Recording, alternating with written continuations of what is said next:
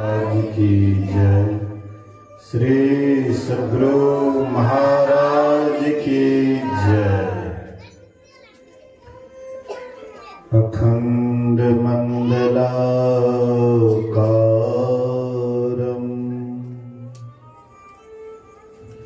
व्याप्तं येन चराचरं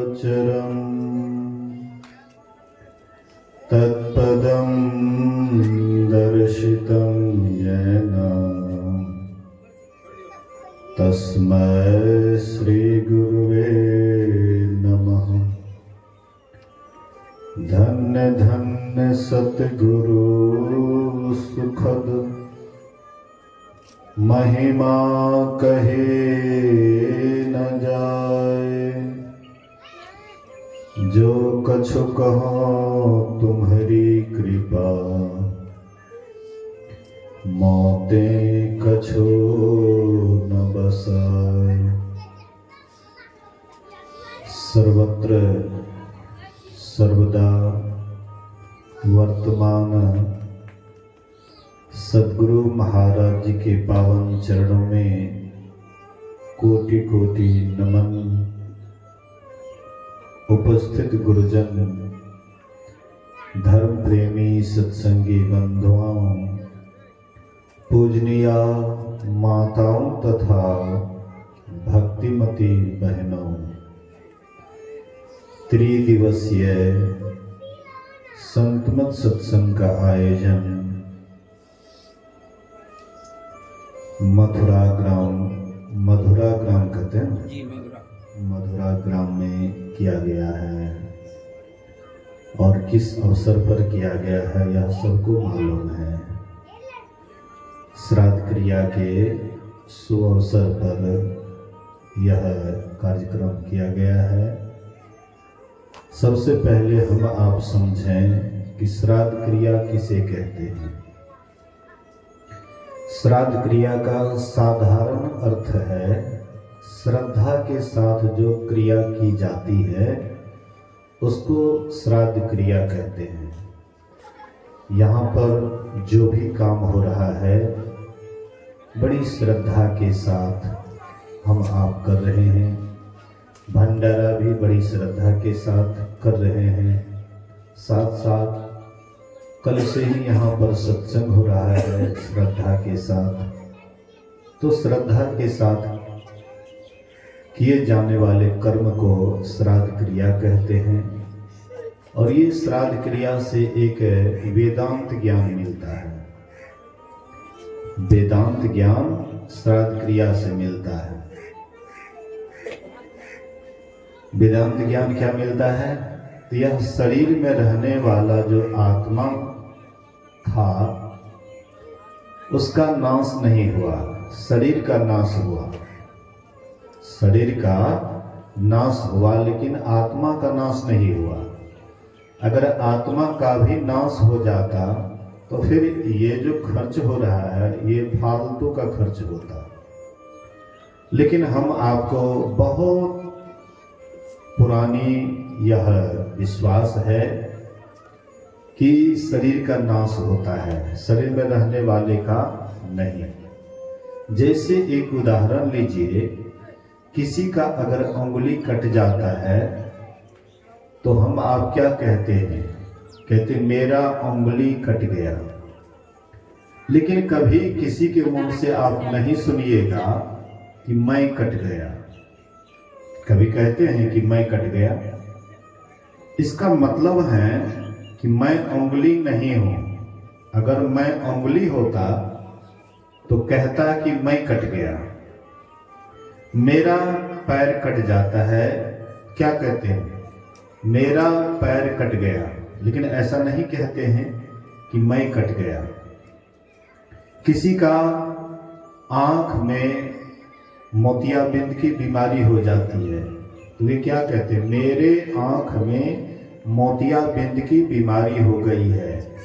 लेकिन ऐसा नहीं कहते कि हमको मोतियाबिंद की आंख में मोतियाबिंद की बीमारी हुई है। इसी तरह से हमारा जो शरीर है वह अलग है और हम शरीर में रहने वाले हैं। दूसरे तरह से हम आप समझें कि जैसे अभी हम आप ये मकान को देख रहे हैं, इस मकान में हम आप रहते हैं, लेकिन ये मकान में रहते हैं तो शरीर की सुरक्षा के लिए रहते हैं। कभी गर्मी होती है, कभी ठंड होता है, कभी बारिश होती है। प्रत्येक मौसम के दुष्प्रभाव से मकान बचाते हैं। लेकिन कोई अगर कहे कि हम मकान में रहते हैं तो हम मकान हो गए, क्या यह विश्वास करने योग्य है? आप मकान में रहते हैं लेकिन आप मकान नहीं हो गए। अफसोस की बात है कि हम जिस मकान में रहते हैं उसको हम आप कभी नहीं कहते हैं कि हम मकान हो गए। लेकिन इस शरीर रूपी मकान में जो बराबर रहते रहते आदत पड़ गया है, तो हम लोग सोचते हैं कि हम शरीर हैं। शरीर मरा तो हम भी मर गए, शरीर का नाश हुआ तो मेरा भी नाश हुआ। लेकिन आप हम थोड़ा सा विचार करें कि शरीर के नाश से आपका कुछ भी नाश नहीं होता है। शरीर के पहले भी आप थे, शरीर अभी है तब भी आप हैं, और एक दिन शरीर जब छूट जाएगा तब भी आप रहिएगा। जैसे बोलिए श्री सद्गुरु। ध्यान से सुनिएगा, सुनते सुनते भी मन इधर उधर चला जाता है, लेकिन नहीं, मन को पकड़ करके रखिए। सत्संग सुनने का तब आपको आनंद आएगा कि आप सुनते सुनते केवल सत्संग के ही बात को सुनिएगा, बाद बाकी दिमाग में कोई बात नहीं रखिएगा, तो सत्संग का रंग आपको झट चढ़ जाएगा। तो मैं कह रहा था कि शरीर के नाश से हम आपका कुछ भी नाश नहीं होता है।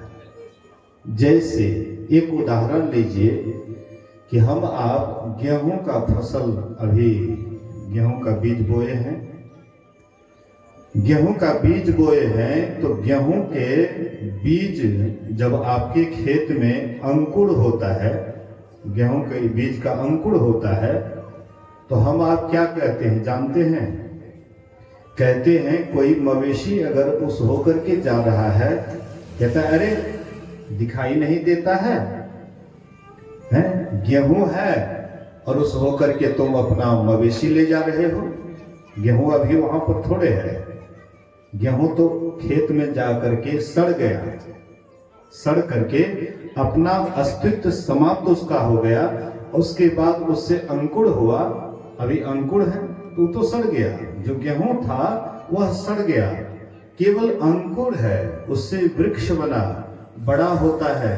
उसके बाद किसी का मवेशी अगर खाने लग जाता है, हम आप क्या कहते हैं? अरे अरे दिखाई नहीं देता, गेहूं खा रहा है। गेहूं वहां नहीं है, गेहूं का पौधा है, गेहूं का पौधा है लेकिन गेहूं नहीं है। मतलब उसके बाद जब वह फलता है, पकता है, फिर उसको काटते हैं और गेहूं उससे ले लेते हैं और पुआल को, भूसी को छोड़ देते हैं, हाँ, मवेशी को खिला देते हैं, आदि आदि काम में आता है। मेरे कहने का ये आशय है कि जैसे गेहूं पहले भी था, खेत में जाने से पहले गेहूं था, खेत में गया, अपना अस्तित्व समाप्त करके फिर भी गेहूं का ही नाम है। अब बाद में फिर वही जब उसको तैयार करते हैं तो भूसा अलग होता है और गेहूं फिर गेहूं ही रहता है। ऐसे ही यह शरीर आत्मा, यह आत्मा शरीर में आती है, तो शरीर से पहले भी आत्मा यह थी। जैसे गेहूं को हम खेत में बोते हैं, उसके पहले गेहूं आपके घर में रहता है। ऐसे ही जब शरीर यह नहीं मिला था आत्मा को, तब भी आत्मा थी, बिना शरीर के भी आत्मा रहती है, बिना शरीर के भी आत्मा रहती है। तो उस समय में जब आप शरीर में नहीं थे तब भी आप थे, और बीच में भी अभी शरीर के साथ आप हैं। अब बाद में जब यह शरीर छूट जाएगा तब भी आप रहिएगा। महाभारत का युद्ध प्रारंभ होने वाला था। दोनों कौरव और पांडव दोनों आमने सामने, एक दूसरे को पछाड़ने के लिए युद्ध के ख्याल से दोनों आमने सामने थे। युद्ध प्रारंभ नहीं हुआ था, प्रारंभ होने वाला था। उसी समय में अर्जुन कहते हैं भगवान श्री कृष्ण से, हे केशव, रथ को दोनों सेनाओं के बीच में ले जाकर के स्थापित करो, ताकि मैं देख सकूं कि किन किन वीरों से मुझे युद्ध करना है। कैसा कैसा दुष्ट दुर्योधन का साथ देने वाले उनके पक्ष वाले हैं, उसको मैं भली भांति देख लूं। तो भगवान कृष्ण रथ को ले जा करके दोनों सेनाओं के बीच में रथ को स्थापित कर दिए। और भगवान कृष्ण कहते हैं कि हे अर्जुन, तुम्हें किन किन वीरों से युद्ध करना है तुम भली भांति देख लो। अर्जुन जब निहारने लग जाते हैं, देखने लग जाते हैं, तो दोनों पक्ष में अपना ही संबंधी दिखाई दिया। बोलिए श्री सद्गुरु महाराज। चचेरे भाई में युद्ध चल रहा था तो सब तो अपना ही कुटुंब था, कोई अलग तो नहीं था। दो चचेरा भाई में अगर युद्ध होगा, लड़ाई होगा, तो फिर अपना ही तो संबंधी बुझाएगा। तो देखते हैं अर्जुन कि सब तो अपना ही सगे संबंधी है, अपना ही कुटुंब परिवार है। कोई भतीजा है तो कोई चाचा है, कोई दादा है, कोई पोता है, कोई परपोता है। इस तरह से देख करके अर्जुन के मन में विषाद होता है। कहते हैं हे केशव, जिसके लिए मैं युद्ध करूंगा वह तो सब अगर युद्ध महाभारत के युद्ध में मारा ही जाएगा, फिर राज्य किसके लिए? जिसके लिए युद्ध करूंगा सब अगर महाभारत के युद्ध में मारे ही जाएंगे, तो फिर ये राज्य लेकर के क्या करूंगा? इसलिए हे केशव, मैं युद्ध नहीं करना चाहता, मुझे युद्ध नहीं चाहिए। इससे बढ़िया होगा कि साधु सन्यासी बन जाएंगे, त्याग दे देंगे सब चीज से, जंगल चले जाएंगे और वहां जाकर के भगवान का भजन करेंगे। भगवान कृष्ण कहते हैं कि ये कायर वाली बात तूने कहां से सीखा? ये तो कायर का काम है कि आमने सामने युद्ध भूमि में आकर के अब तो यहां से जब जाएगा तो लोग तुम्हें क्या कहेंगे?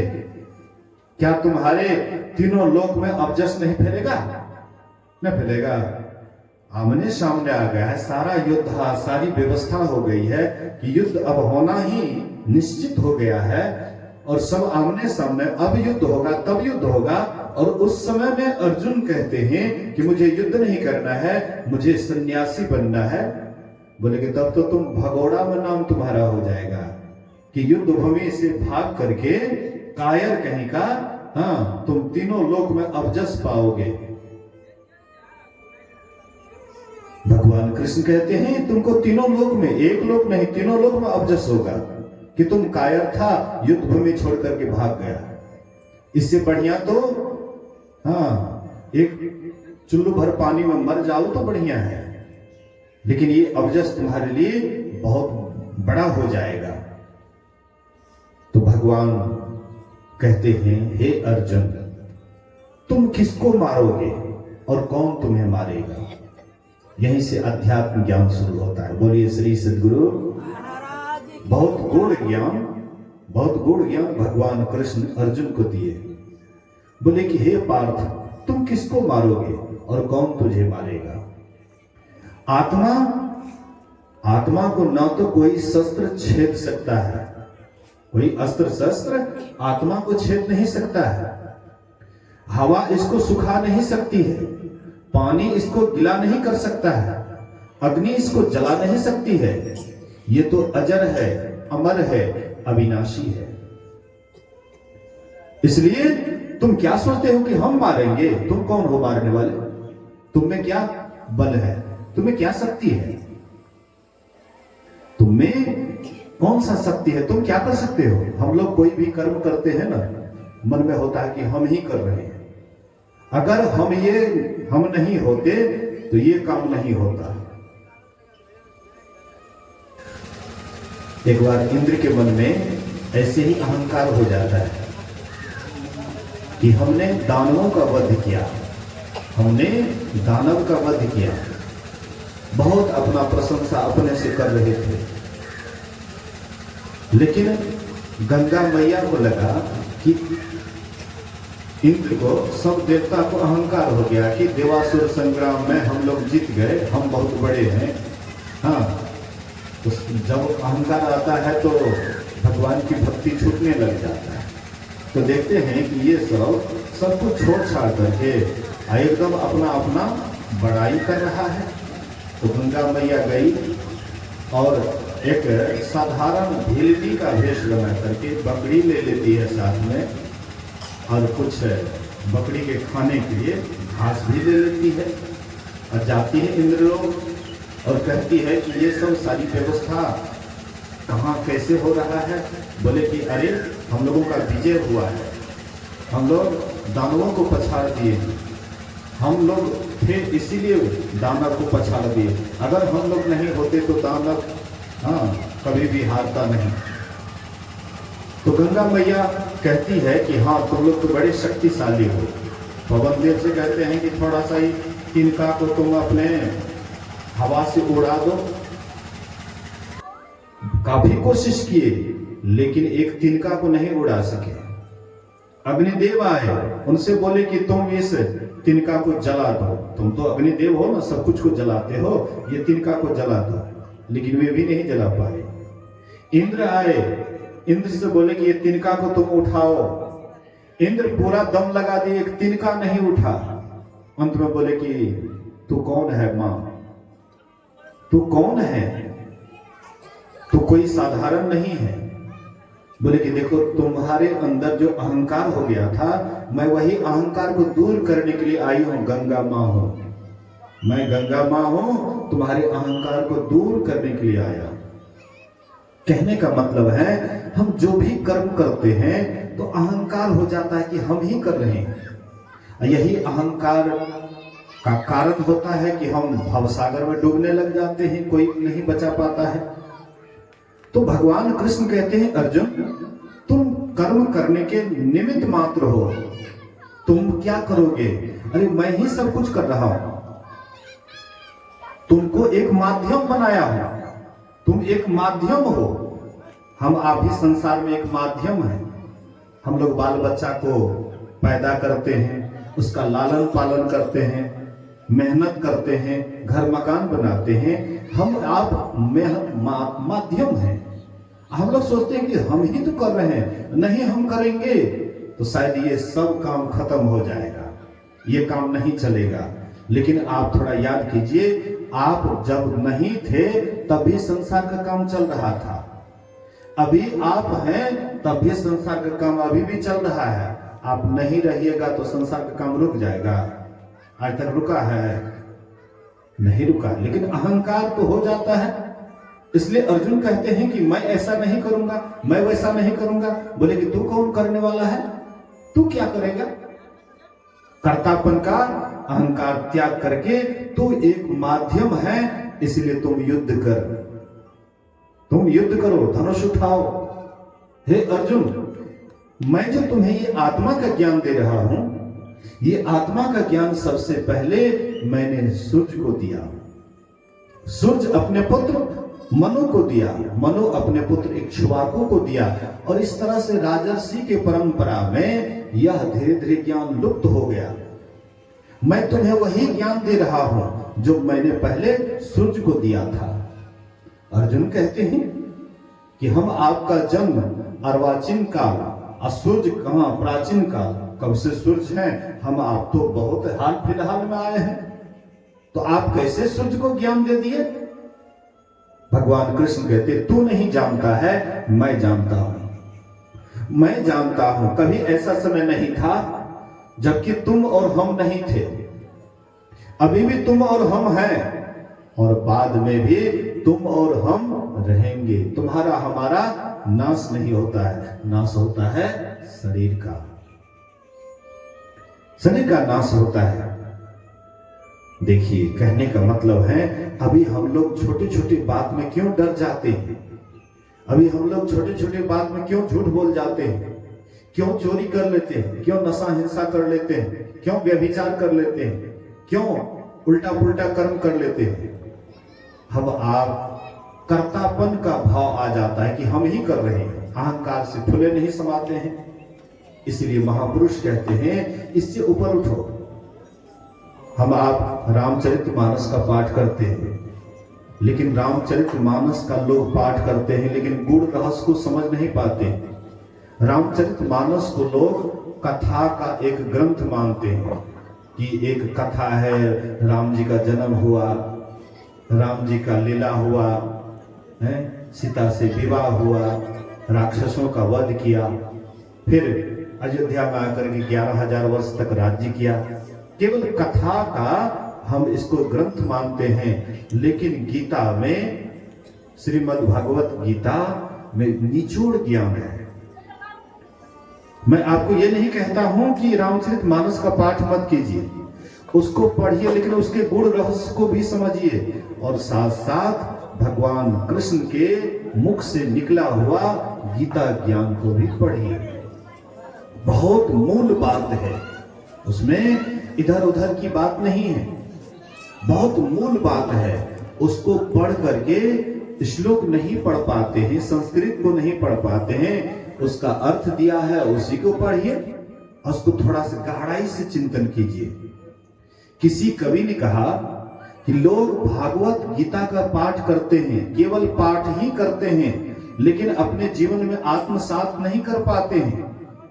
लेकिन पंजाब में सिख के 10 गुरुओं ने वह आत्मज्ञान को, वह गीता ज्ञान को आत्मसात कर लिया। आत्मसात, वो केवल पाठ नहीं किए, वो अपने जीवन में ही उतार लिए। हम लोग तो केवल पाठ ही करते रह जाते हैं जीवन भर। ये पाठ से ऊपर उठना है, पाठ भी कीजिए लेकिन उसके मूल गहराई को समझिए। एक पंजाब में एक बंदा बैरागी था और मुसलमानों का आक्रमण हो गया। उसी तरफ से पंजाब ही साइड में पड़ता है, इसलिए उधर से मुसलमानों का आक्रमण हो गया। और एक तरफ से कहते थे या तो इस्लाम धर्म कबूल करो या धर्म परिवर्तन करो। एक तरफ से रौंदते हुए आ रहे थे। उस समय में एक बंदा नाम के बैरागी थे, बंदा बैरागी। तो बंदा बैरागी को, जैसे तवा होता है ना, लाल तवा, हम लोग तरकारी बनाते हैं, तरवा बनाते हैं, तो तरवा में क्या करते हैं, कर लगाते हैं बढ़िया से। कोई भी तरवा बनाते हैं कर लगाते हैं। ऐसे ही बड़ा सा तवा था और बंदा बैरागी को वह लाल तवा पर डाल दिया गया। जैसे कर लगाते वैसे कर लगा करके उल्टाते थे, पूरा जब झरक जाता था तब दूसरी तरफ उल्टाते थे। और उसके बाद जब उसका शरीर का मांस और चमड़ा जब सिज गया, उसके बाद दुश्मन क्या करते हैं, तो चिमटा लगा करके उनके शरीर के मांस को खींचते थे, उनके शरीर के मांस को तीरते थे, खींचते थे, लेकिन फिर भी वह हंस रहा था, बड़े आनंदित थे। आप हम रहते क्या आनंदित रह पाते? इतना कष्ट होने पर भी हम आपको कोई चुट्टी काट ले तो तुरंत आप उसको कुछ कह देते हैं, लेकिन उस समय में उनके शरीर से मांस को नोच रहा था और फिर भी वे बड़े आनंदित थे, हंस रहे थे। दुश्मनों ने पूछा कि आखिर तुमको इतना कष्ट दिया जा रहा है और फिर भी तुम इतना खुश हो, इतना हंस रहे हो, इसका क्या कारण है? तो बंदा बैरागी कहते हैं कि तुम मेरे शरीर को नोच रहे हो, तुम मेरे शरीर को नोच रहे हो, तुम मुझे नहीं नोच सकते हो। तुम मेरे शरीर को नाश कर सकते हो लेकिन मुझे तुम नाश नहीं कर सकते। मैं अविनाशी हूं, मुझे तुम मार नहीं सकते हो। शरीर मर जाएगा लेकिन मैं नहीं मरूंगा। गुरु महाराज जी कहते थे कि द्वापर युग में एक अर्जुन का पुत्र जब मारा गया तो अर्जुन कहां गए थे? अभी के वैज्ञानिक न बोलिए श्री सद्गुरु। बगल से मैं अनुरोध करूंगा कि आप लोग थोड़ा इशारा से काम कीजिए, हलचल नहीं कीजिए। बगल में सत्संग हो रहा है, उस द्वार पर आप लोग थोड़ा सा शांति से काम करें। बोलिए श्री सद्गुरु। तो गुरु महाराज जी कहते थे कि द्वापर युग में अर्जुन हुए और उसका पुत्र जब अभिमन्यु मारा गया तो वह चंद्रलोक गए। चंद्रलोक पर अभी वैज्ञानिक गए हैं, वहां चंद्रलोक गए। आप कहिएगा कि वहां तो नहीं देखते हैं, लेकिन सूक्ष्म शरीर में रहते हैं तो आपको क्या दिखाई पड़ेगा। यहाँ के वैज्ञानिक जो जाते हैं तो स्थूल शरीर को न देखेंगे, लेकिन सूक्ष्म शरीर को तो देख नहीं पाएंगे। तो अभिमन्यु जब मारा गया तो अर्जुन हर हमेशा रोते थे, बिलखते थे, आंख से आंसू बहाते थे।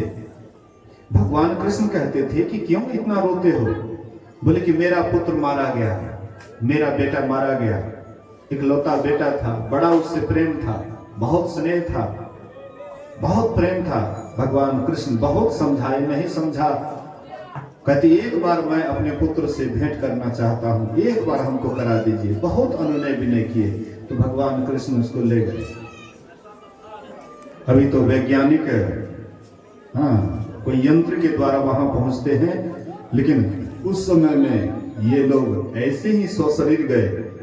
वहां जाकर के अभिमन्यु कुछ बच्चों के साथ खेल रहे थे, आपस में खेल रहे थे। कहते वही तुम्हारा बेटा है अभिमन्यु।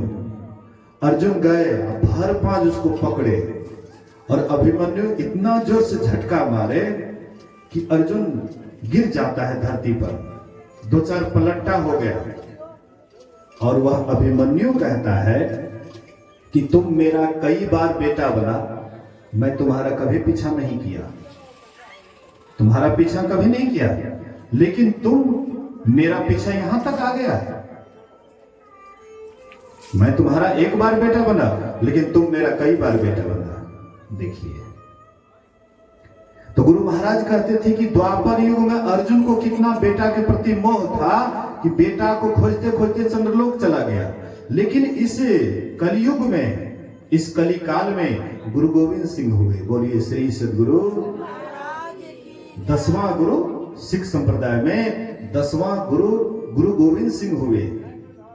वे बचपन से ही उनके अंदर एक अलग ही विचार था। अपने पिताजी से बोले थे कि पिताजी, अगर आत्मसम्मान के लिए सिर कटाना पड़े तो सिर कटाने में पीछे नहीं रहना चाहिए। तेग बहादुर उनके पिता थे, अपना सिर कटवा लिए लेकिन सार नहीं दिए, सिर दिया पर सार नहीं।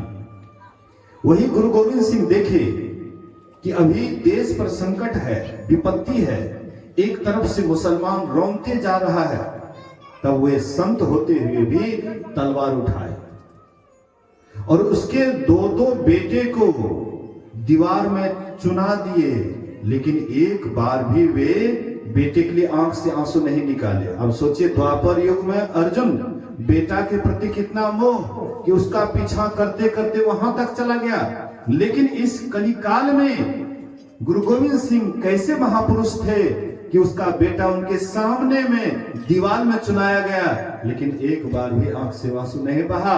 ऊपर से कहते थे, वाह बेटा, शाबाश, शाबाश बेटा, शाबाश, बहुत अच्छा करते हो। अब सोचिए कितना उनके अंदर में मतलब सद्गुण था, कितना वे अपने अंदर गए हुए थे। कहने का मतलब है, आशय है, जो आत्मज्ञान जिनके अंदर अधिक से अधिक होता है, वे छोटे छोटे बातों में बिलखते नहीं हैं, वे अंदर की ओर जाते हैं, अपने को पहचानते हैं। ईश्वर आपके अंदर में है, कहीं बाहर नहीं। इसलिए बाहर में जो खोजते हैं वे केवल हैरान होते हैं। इसलिए जो अच्छे लोग हैं, जिनको अच्छे गुरु मिले हैं और जो उनके अनुकूल चलते हैं, तो वे बाहर कभी नहीं, अपने भीतर में खोजते हैं। अभी हम लोग सुन रहे थे पाठ के क्रम में, राम स्वरूप तुम्हार, वचन अगोचर बुद्धि पर, अविगत अकथ अपार, नेत नेत नित निगम कह। कौन कहते हैं? वाल्मीकि मुनि कहते हैं क्यों कहते हैं वाल्मीकि मुनि? तो भगवान राम गए वाल्मीकि मुनि के आश्रम और उनसे कहते हैं कि मुनिवर, हमें 14 वर्ष का वनवास मिला है, मैं अकेले नहीं हूं, मेरा भाई लक्ष्मण और मेरी पत्नी सीता भी साथ में आई है, और आपको वन के हर जगह का पता है कि कौन जगह में कैसा वातावरण है, कहां पर कितना बढ़िया सौंदर्य है, कितना बढ़िया रहने में रमणीक है। इसलिए आप कोई बढ़िया से बढ़िया जगह बतलाइए ताकि हम तीनों वहां पर सुख चैन से रह सकें, आराम से रह सकें। वाल्मीकि मुनि क्या कहते हैं? हे राम, तुम हमसे पूछते हो कि मैं कहाँ रहूं, लेकिन मैं तुमसे पूछने में सकुचाता हूं, लजाता हूं कि तुम कहाँ नहीं हो। तुम कहाँ नहीं हो तो तुम बता दो, मैं तुमको वह रहने के लिए स्थान दिखा दूं। तो वाल्मीकि भगवान राम कहाँ नहीं है? हम लोग सोचते होंगे कि चलो राम तो उसी समय में थे, हैं? त्रेता में ही राम थे, द्वापर में ही कृष्ण थे, अभी कलिकाल में थोड़े हैं। अभी तो राम नहीं है, अभी तो कृष्ण नहीं है, अभी तो शिव नहीं है। लेकिन थोड़ा सा विचार कीजिए, वाल्मीकि मुनि के रहस्य को अगर आप समझ जाइएगा तो आप अभी भी राम का महसूस कीजिएगा अपने हृदय में। वाल्मीकि मुनि क्या कहते हैं कि हे राम, तुम हमसे पूछते हो कि मैं कहाँ रहूं, लेकिन मैं तुमसे पूछने में सकुचाता है कि तुम कहाँ नहीं हो। तो राम कहाँ नहीं है? अयोध्या में 22 तारीख को कौन सी है? प्राण प्रतिष्ठा। तो 22 तारीख को, 22 जनवरी को राम भगवान के प्राण प्रतिष्ठा किया जाएगा। इसका मतलब तभी से राम रहेंगे, राम मतलब प्रकट होंगे। उसके बाद में, उसके पहले तो राम नहीं थे। देखिए, मैं खंडन नहीं करता हूं, लेकिन मेरे रहस्य को समझिए। मंदिर खराब नहीं है, मंदिर आपको याद दिलाता है, वह राम का याद दिलाता है। मस्जिद बनाते हैं मुसलमान लोग, वह मस्जिद उसको खुदा का याद दिलाता है। गॉड ईसाई बनाते हैं तो वो भी एक यादगारी के लिए है। लेकिन हम लोग उसी को अगर यादगारी को ही कह दें कि यही सब कुछ है, कहते नहीं, याद के लिए है। जैसे साधु को देखने से लोगों को परमात्मा का याद आता है, ऐसे ही एक मंदिर है, मंदिर को देखने से एक भगवान का याद आता है। लेकिन मंदिर ही भगवान नहीं है, मंदिर में भगवान है। मूर्ति भगवान नहीं है, मूर्ति में भगवान है। जैसे आप शरीर में हैं तो शरीर आप नहीं हैं, शरीर में आप हैं। ऐसे ही मूर्ति में भगवान, मूर्ति भगवान नहीं है, मूर्ति में भगवान है। पत्थर का मूर्ति बनाते हैं तो पत्थर मूर्ति नहीं है, पत्थर में मूर्ति है, भगवान है, पत्थर में भगवान है। इसीलिए संत महापुरुष कहते हैं, वाल्मीकि मुनि कहते हैं कि हे राम, तुम हमसे पूछते हो कि मैं कहाँ रहूं, लेकिन मैं पूछने में सकुचाता हूं कि तुम कहाँ नहीं हो। अभी तो राम जी वनवास में हैं और वाल्मीकि मुनि के आश्रम में हैं, न आमने सामने हैं। तो अयोध्या तो खाली हो गया होगा राम जी से, हैं? बोलिए श्री सद्गुरु महाराज की। अयोध्या खाली हो गया होगा सबके हृदय में। बोलिए श्री सद्गुरु महाराज की। ये बात शायद बहुत कम आदमी समझे होंगे। जो बात को वाल्मीकि मुनि समझे और राम जी से डायरेक्ट कह रहे हैं कि हे राम, तुम कहाँ नहीं हो, ये बात को सब आदमी नहीं समझे होंगे। तो विरह में क्यों राम जी के पीछे सब प्रजा चल दिए कि राम जी जा रहे हैं तो हम अकेले कैसे रहेंगे अयोध्या में। हम आप भी जैसे प्रजा राम को देखे और उसके साथ चल दिए कि राम से विरह हो रहा है। राम से विरह कैसे हो सकता है? एक राम दशरथ घर डोले, एक राम घट घट में बोले, एक राम है जगत पसारा, एक राम है सबसे न्यारा। तो हम आप दशरथी राम के संबंध में जानते हैं कि वह आए थे, 11,000 वर्ष तक राज्य किए और उसके बाद यह संसार को छोड़ करके चले गए। उस राम के संबंध में हम बहुत कथा कहते हैं, बहुत कहानी कहते हैं, लोगों को सुनाते हैं, लेकिन कभी भी ये विचार नहीं करते हैं कि इसमें भी वही राम है। कभी विचार करते हैं इसमें भी वही राम है? ये विचार मन में आता ही नहीं है लोगों को, लेकिन बाहर जरूर खोजते हैं। बाहर लोग जरूर खोजते हैं राम जी को। कहां नहीं खोजने के लिए जाते हैं? तीर्थ में, व्रत में, उपवास में, कहां नहीं जाते हैं। लेकिन पूछिए जिनको, जो जाते हैं तीर्थ करने के लिए, व्रत करते हैं, जो उपवास करते हैं, व्रत करते हैं, तो क्या उसको परमात्मा मिल जाता है? तीर्थ करने के लिए जाते हैं, क्या परमात्मा आपको मिल जाता है? तीर्थ करना कोई खराब काम नहीं है। तीर्थ क्यों करते हैं? तीर्थ करने से आप घर गृहस्थी में रहते रहते दिमाग में बहुत बात घर कर लेता है। एक जगह रहते रहते 2 भाई थे, बोलिए श्री सद्गुरु। 2 भाई था, तो एक भाई सत्संगी था, ध्यान भजन करते थे, सत्संग करते थे। तो जब सत्संग में जाते तो उसका मन बहल जाता था। भगवान की भक्ति करने से मन में टेंशन नहीं होता है। सत्संग क्यों करते हैं? जो मन लगा करके सत्संग करते हैं उसके दिमाग से कचरा निकल जाता है। घर गृहस्थी में रहते रहते कचरा भर जाता है दिन रात। बाल बच्चा, घर परिवार, जमीन जायदाद, मकान दुकान, इतना न बात व्यवस्था दिमाग में बैठ जाता है कि दिन रात टेंशन में हम आप रहते हैं। लेकिन सत्संग में जाते हैं और सत्संग जब प्रेम से सुनते हैं, उस पर विचार करते हैं, तो तत्काल आपके दिमाग से कचरा निकल जाता है, तो बहुत हल्कापन बुझाता है। तो जो सत्संगी हैं, अच्छे सत्संगी, वे सत्संग के द्वारा उनको बहुत ज्ञान हो जाता है, इसलिए वो इधर उधर भागते नहीं, इधर उधर नहीं जाते हैं कि भाई जितना हम मेहनत उधर करेंगे उतना इसी में अगर थोड़ा सा कर लेंगे, उसमें तो बहुत मेहनत करना पड़ता है। नहीं मेहनत करना पड़ता है। डाक बम से जाकर के पूछिए कितना मेहनत करना पड़ता है।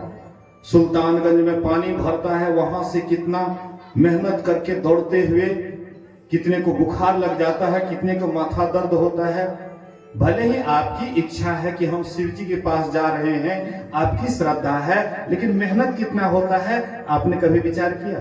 कितना मेहनत होता है, इतना परिश्रम करके वहां जाते हैं, और थोड़ा सा भी इधर उधर होता है तो उधर से पुलिस बगल में रहता है, डंडा भी मार देता है। आप डंडा खाने के लिए जाते हैं, आप पैर को फुलाने के लिए जाते हैं, आप कितना परिश्रम करते हैं। उससे अगर थोड़ा सा भी परिश्रम अगर अपने भीतर में चलने के लिए करें, इस शरीर के अंदर चलने के लिए करें, तो शायद वह राम कब आपको मिल जाता, इसका कोई ठिकाना नहीं। लेकिन हम बाहर में खूब खोजते हैं, बहुत दौड़ते हैं, दौड़ते दौड़ते थक जाते हैं, लेकिन फिर भी नहीं मिलता है। संत महापुरुष कहते हैं मन को बहलाने के लिए, मन को मतलब घर गृहस्थी में रहते हैं, बहलाने के लिए जाते हो, ठीक है, लेकिन ये मत समझ जाना कि हम चले गए वहां और जल ढार कर दिए तो बस भोला बुआ हमको मिल गया। इतना ही सस्ता होता तो ऋषि मुनि कोई जरूरी नहीं था कि एकांत में बैठ करके अपने मन का देखरेख करते, अपनी आत्मा में डुबकी लगाते, इसका कोई जरूरत नहीं था। और जब तक आप अपने अंदर में डुबकी नहीं लगाइएगा, कितना हो दौड़ आइए, आप कभी भी अपने अंदर में शांति महसूस नहीं कीजिएगा। अशांति मिलेगा। शांति कब मिलेगा? तो दौड़ते दौड़ते आप थक जाइएगा, तब आपको शांति हो जाएगा। और मैं तो आपको कहता हूं कि घर गृहस्थी में भी आप जब काम करते करते थक जाते हैं, तो रात में सोते हैं तो शांति तो बुझेबे करता है। इतना शांति आपको घर बैठे मिल जाता है, लेकिन इससे भी अगर थोड़ा और कोशिश करें तो आप काम धाम करके थक करके आते हैं, अब बैठ जाइए ध्यान पर। अगर सच्चे गुरु से आपने युक्ति सीखा है, बैठ जाइए एकांत में। और उस समय में जब आपको मन लगेगा, तो जो आदमी उतना दौड़ करके जाता है, जितना सुख उसको दौड़ने वाले को नहीं मिलता है, उसका स्वास्थ्य गड़बड़ाता है। आपका स्वास्थ्य भी नहीं गड़बड़ाएगा, लेकिन आपको बड़ा आनंद मिलेगा। इसीलिए तो कहते हैं सत्संग में आए लोगों को सत शांति दिखाए जाते हैं, दुनिया के सताए लोगों को हृदय से लगाए जाते हैं। जो संसार में बहुत परेशान हो गया, जो संसार में देख लिए कि कुछ नहीं मिला, अभी तक इतना परिश्रम किए, अभी तक कुछ नहीं मिला, तब वे किसी अच्छे महात्मा के शरण में जाते हैं, किसी अच्छे महापुरुष के शरण में जाते हैं, साधु संतों के बीच में बैठते हैं। आप कहिएगा साधु संतों के बीच में बैठने से क्या होगा? घर घर में टीवी लगा हुआ है, घर घर में मोबाइल है, तो साधु संतों के पास क्यों जाकर के बैठे? क्यों टीवी में हम क्यों नहीं सत्संग सुन लेंगे, भागवत कथा सुन लेंगे? लेकिन जीवन भर अगर आप टीवी से सुनते रहिएगा, आपके जीवन में कभी परिवर्तन नहीं होगा। हाँ, थोड़ा सा होगा कि चलो भाई टीवी में ये बात कहा, हाँ मांस मछली नहीं खाना चाहिए। हो सकता है कि टीवी सुन करके आपका मांस मछली छोड़ जाए, लेकिन हमको नहीं लगता कि छूटेगा। हो सकता है कि आप हाँ कहेंगे कि ये अच्छी बात है, लेकिन सही रहस्य की बात, अपने भीतर में जाने की बात, अपने आप को पहचानने की बात, अपने आप को जानने की बात, सिवाय जब तक साधु संतों के शरण में नहीं आइएगा, लाख मोबाइल टीवी जीवन भर देखते रहिए, लेकिन अपने का परिचय नहीं होगा। इसलिए सत्संग की आवश्यकता है, इसलिए महापुरुषों के संग की आवश्यकता है। तो दो भाई, मैं कह रहा था कि दो भाई था, तो एक भाई सत्संग में जाता था, ध्यान भजन करता था, इसलिए उसको बड़ा मन लगता था, तो उसको इधर उधर भाग दौड़, हाँ उसका छूट गया था, इधर उधर नहीं जाता था। लेकिन छोटा भाई घर गृहस्थी में रहते रहते उसका मन उब गया। हाँ, घर गृहस्थी में रहते रहते मन उब गया। बड़े भाई से कहते, भैया मेरी इच्छा है कि तीर्थ व्रत करूं, तीर्थ जाऊं। तो कैसे डायरेक्ट कहेंगे कि मत जाओ? नहीं कहेंगे। ज्ञानी आदमी पहले उसी को, हाँ जो काम करना चाहता है तो वही काम में भेजता है कि जाओ, थकेगा तब समझेगा। इसलिए पहले थको, दौड़ो धूपो, दौड़ धूप, अपने आप दौड़ते दौड़ते जब थक जाओगे तब अपने आप सही मार्ग को पकड़ोगे। बोले कि कोई बात नहीं, जाओ। हाँ, तो कुछ पैसे दिए, एक तितलोकी भी उनको साथ में दे दिए कि देखो भाई, तुम जहां जहां जाओगे, जिस देव का दर्शन करोगे, तितलोकी को भी कराओगे। जिन तीर्थ में स्नान करोगे, ये तितलोकी को भी कराओगे। मतलब जहां जो भी पुण्य कर्म करोगे, इनसे भी कराना है। बोले कि कोई बात नहीं भैया। तो गए छोटे भाई, 2-3 महीना तक खूब तीर्थ व्रत किए, और उसके बाद जब घूम करके आए, बोले कि भाई तूने तीर्थ व्रत किया? बोले कि हाँ भैया। तो तितलोकी को भी कराया ना? बोले कि हाँ। बोले कि थोड़ा सा उसको काटो। उसको थोड़ा सा काटते हैं और उसके अंदर थोड़ा पानी भर दिए और उसके बाद ग्लास में दिए। बोले चखो तो इसका कैसा स्वाद है। जैसे मुंह में लिया तुरंत कुल्ला कर देता है, भैया बहुत तीता लगता है। बोले कि अरे इतना तीर्थ व्रत किया, इतना घुमा फिरा, इसका तीतापन दूर नहीं हुआ, ये तीताई इसका दूर नहीं हुआ। बोले कि नहीं भैया। बोले कि ऐसे ही तुम्हारे अंदर में जो काम क्रोध लोभ मोह ईर्ष्या द्वेष पाखंड आदि तीत भरा हुआ है, और तुम कितना हो तीर्थ व्रत कर लो, बाहर कितना ही दौड़ लो, ये तुम्हारे अंदर में रहेगा ही। अगर तुम इससे ऊपर उठना चाहते हो तो तुमको एकांत वास करना पड़ेगा, अपने आप को देखना पड़ेगा, अपने आप के मन का निरीक्षण करना पड़ेगा कि ये मन क्या सोच रहा है, ये मन किधर किधर का चिंतन कर रहा है, किससे हमारी भलाई होगी और कहाँ ये मन ले जाकर के हमें फंसा रहा है। आदि आदि विषय पर आप एकांत में चिंतन करेंगे, मनन करेंगे, तब आपको रोग झलकेगा, रोग दिखाई पड़ेगा कि ये हमारे अंदर रोग है। जब तक इधर में देखिएगा तब तक झलकेगा।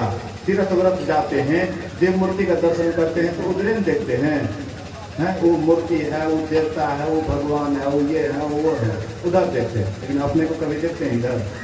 अपने आप को देखते हैं, अपने आप को पहचानते हैं, अपने आप को जानते हैं।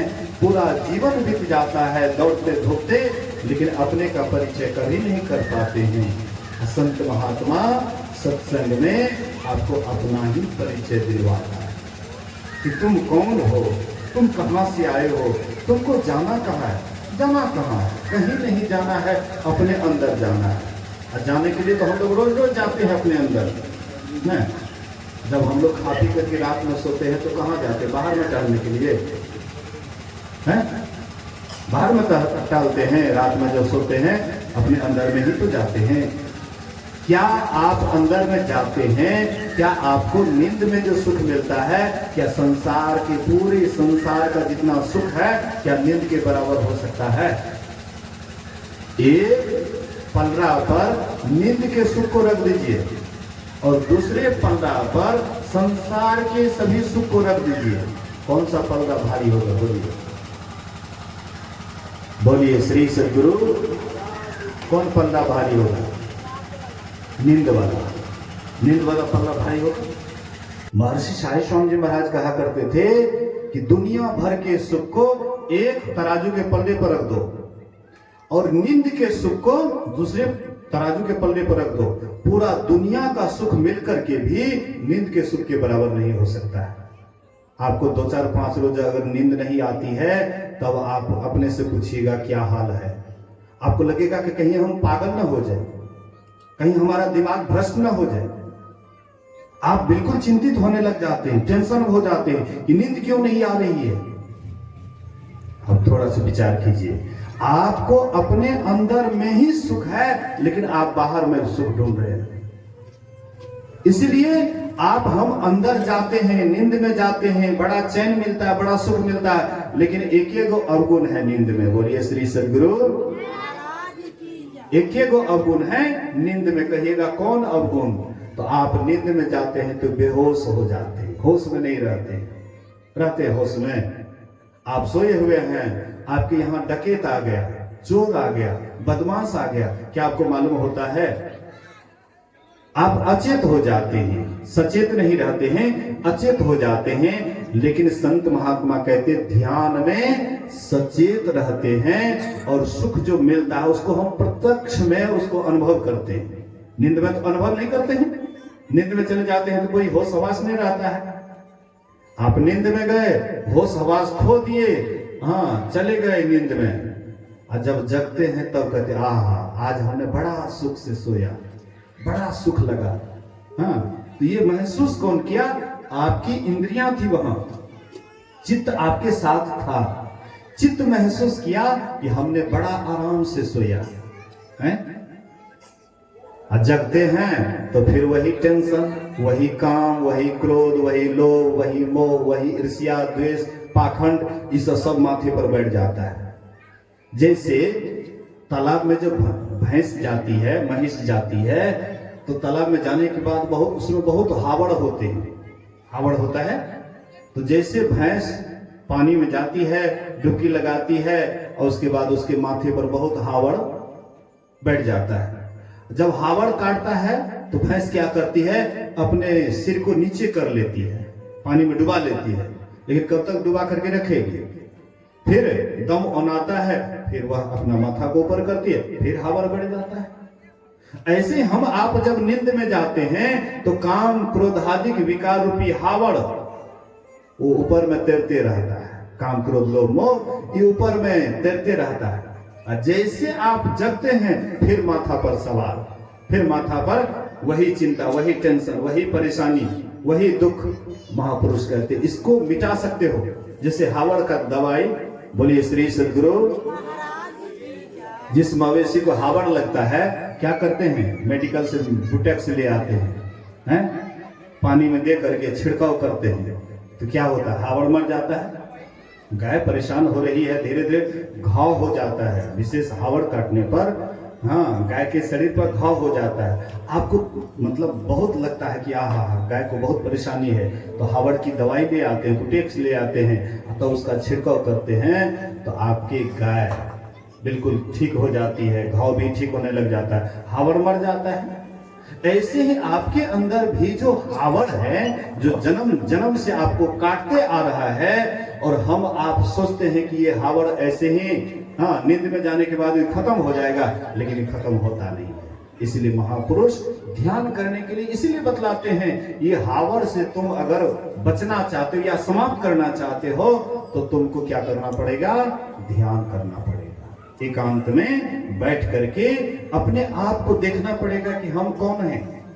हम ही राम हैं, हम ही कृष्ण हैं, हम ही शिव हैं। अहम शिवोस्मि, अहम ब्रह्मास्मि, मैं ही सब कुछ हूँ, लेकिन मैं अपने को नहीं जानता हूँ, इसलिए साधारण बन करके रहता हूँ कि हम तो साधारण मनुष्य हैं, हमसे क्या हो सकता है, हम तो बिल्कुल हाँ, हम कोई शक्ति हमारे अंदर नहीं है। हमारे अंदर में बहुत शक्ति है।